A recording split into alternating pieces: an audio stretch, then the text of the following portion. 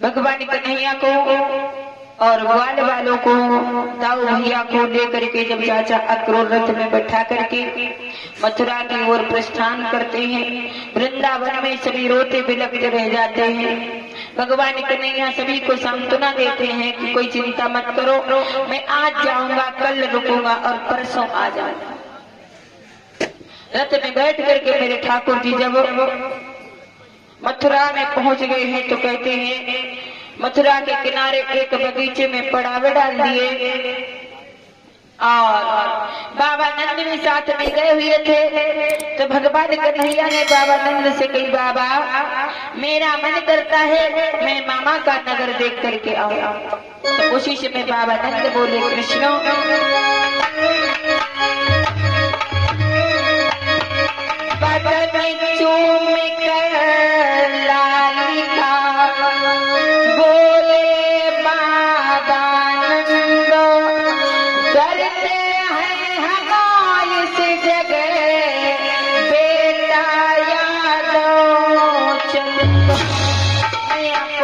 भेज दो, मुझे डर लगता है। भगवान कन्हैया बोले, बाबा डरने की कौन सी बात है, मेरे साथ में दाऊ भैया है, ग्वाल वाले हैं, डरने की कोई जरूरत नहीं है। तो बाबा नंद बोले, अगर ऐसी बात है तो जाओ, तुम सीधे सीधे जाना और सीधे सीधे आना। भगवान कन्हैया बोले, बाबा मैं सीधे सीधे जाऊंगा, सीधे सीधे आऊंगा, कहीं मार्ग में कोई दीवार पड़ी गई तो क्या दीवार से लड़ जाऊंगा या दीवार उठा करके घर में दूसरी जगह रखूंगा, मतलब कोई मकान घर पड़ गया तब तो मुझे मुड़ना पड़ेगा। मानो मेरे प्रभु ने संकेत तो कह दिया, बाबा मैं वैसे तो किसी से लड़ाई नहीं करूंगा और अगर कोई आकर के हमसे लड़ेगा तो क्या मार खाऊंगा। लेकिन बाबा नहीं समझ पाए।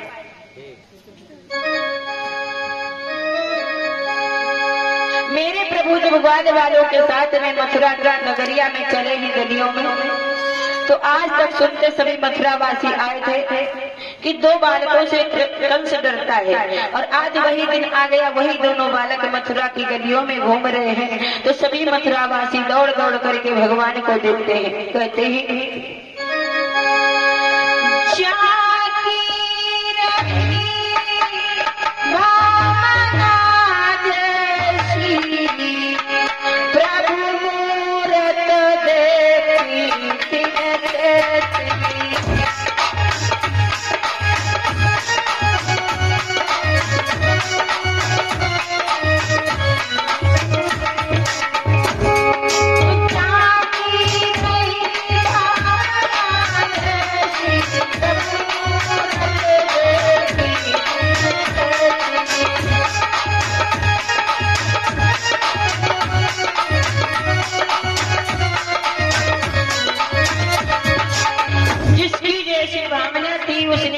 दर्शन पाए हैं। कोई समझता है ये ग्वाल वाले हैं तो उनको साधारण रूप में दर्शन देते हैं, कोई समझता है ये ब्रह्म है, स्वयं कृष्ण स्वयं पूर्ण अवतारी ब्रह्म है, उसको मेरे सरकार चतुर्भुज रूप में दर्शन देते हैं। कोई सोचता है नहीं, जो भोजराज कंस के साथी थे उनको किसके रूप में दर्शन दिए, काल के रूप में। जो भोजराज कंस के साथी थे उसको ठाकुर जी ने काल के रूप में दर्शन दिए। मानो कहने लगे, मामा जी चिंता मत करो, हम तुम्हारे काल बन करके आए। मेरे प्रभु बढ़ते हुए आगे चले जा रहे थे, तब तक वो रजक नामक धोबी पहुंचा है। माफ करें, धोबी कपड़ों का गट्ठर लेकर के जा रहा था। तो भगवान कन्हैया धोबी से बोले, धोबी भैया हाँ मैं मामा के घर में आया हूँ, तो मैं क्या करूँ, मेरे पास अच्छे वस्त्र नहीं है, तो एक काम करो मुझे कपड़े दे दो, जब मैं घर वापस जाऊंगा आपको वापस कर दूंगा। धोबी कहने लगा, तुम्हारा दिमाग ठीक है ना,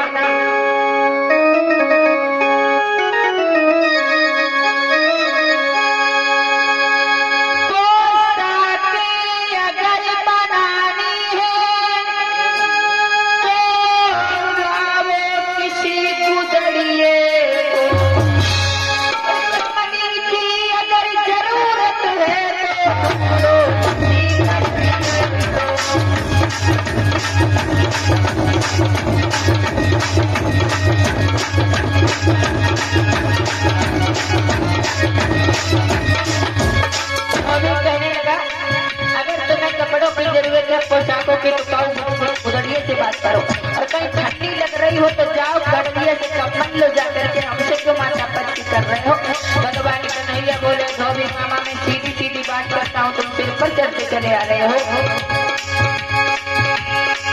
मैं सीधी सादी बात करूं, तू उल्टा सीधा बदला है, और मेरे सभी खेल में नायक गैर उगता है।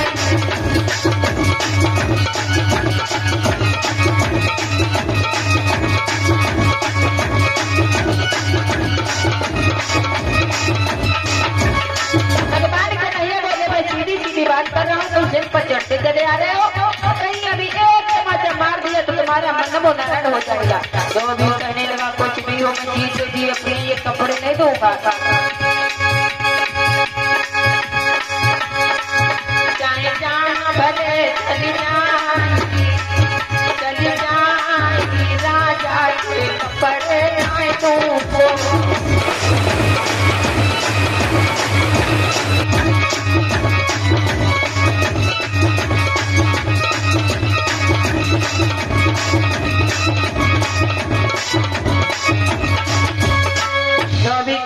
भले मेरी जान चली जाए, मैं राजा के कपड़े देने वाला नहीं हूँ। उसी समय भगवान ने 2 उंगलियों का तमाचा मारा, धोबी वही धराशायी हो गई। कहते हैं ये त्रेता युग का धोबी था जिसने सीता मैया को दोष लगाया था। और सीता मैया को उसने दोष क्यों लगाया? जब सीता जी छोटी थी, एक दिन सखियों के साथ में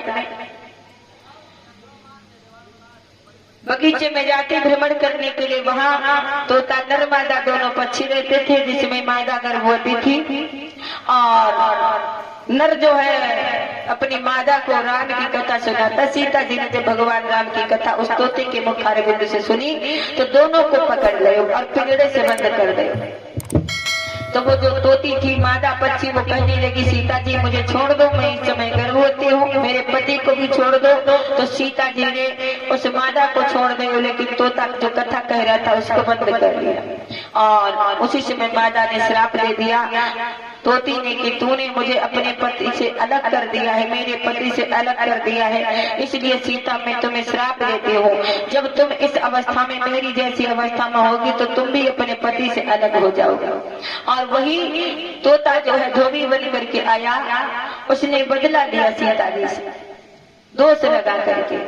और उसके बाद में जब भगवान राम ने सीता जी को लक्ष्मण जी के द्वारा जंगल में छुड़वाए दियो, तो फिर वो धोबी आया, कहने लगा सरकार मेरा उद्धार कैसे होगा? भगवान बोले तुमने तो बदला लिया, गलत कुछ नहीं किया है।